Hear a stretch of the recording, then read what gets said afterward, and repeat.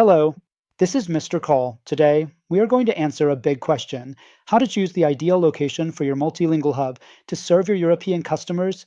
Are you hesitating between the classic Ireland, nearshore, or offshore?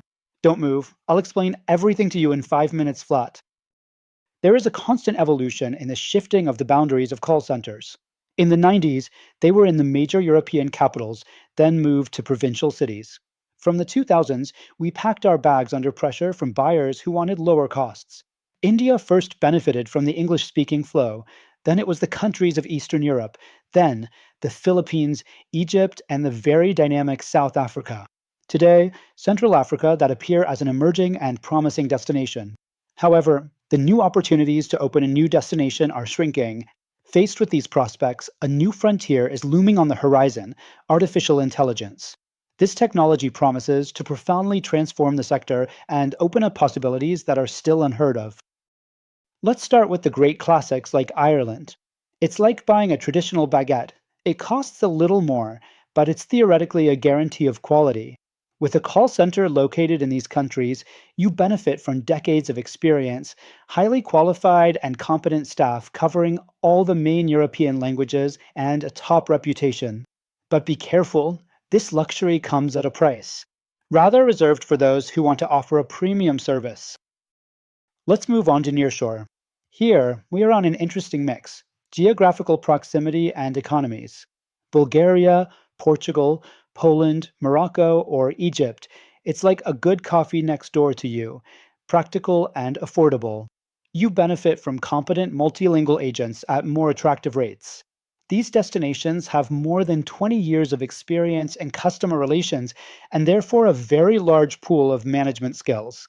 But be careful, you have to keep an eye on training and supervision. Finally, offshore. Here, we go a little more adventurous, heading for South and Central Africa, India, the Philippines, or Bangladesh. The costs are lower, but you have to know how to navigate in distant waters. Between the distance, time zones, and training, it is better to be well organized.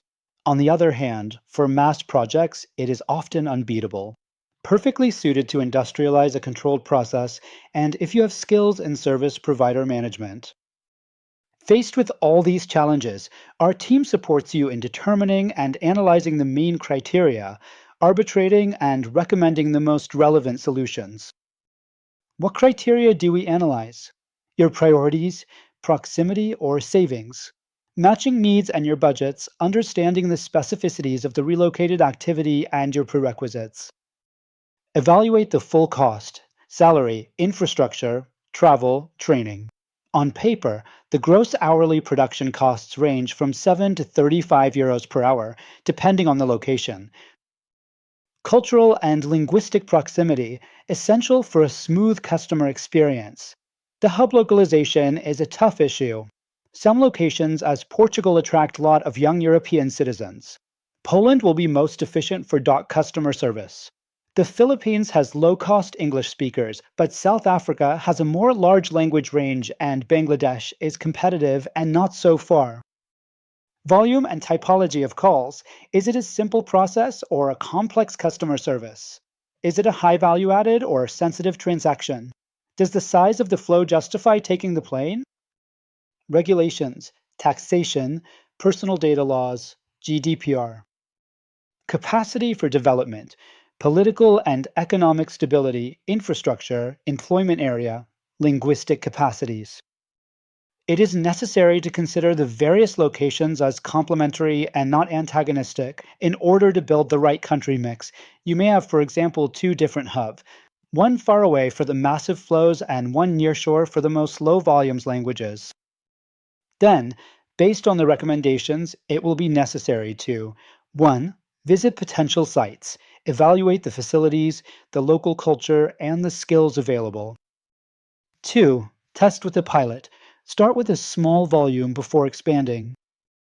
3. Ensure operational monitoring.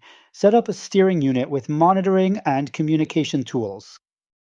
And above all, choose a reliable partner. You can outsource almost everything anywhere on Earth, but on the other hand, it doesn't work anywhere if you rely on an unsuitable or unresponsive service provider. We're here to support you.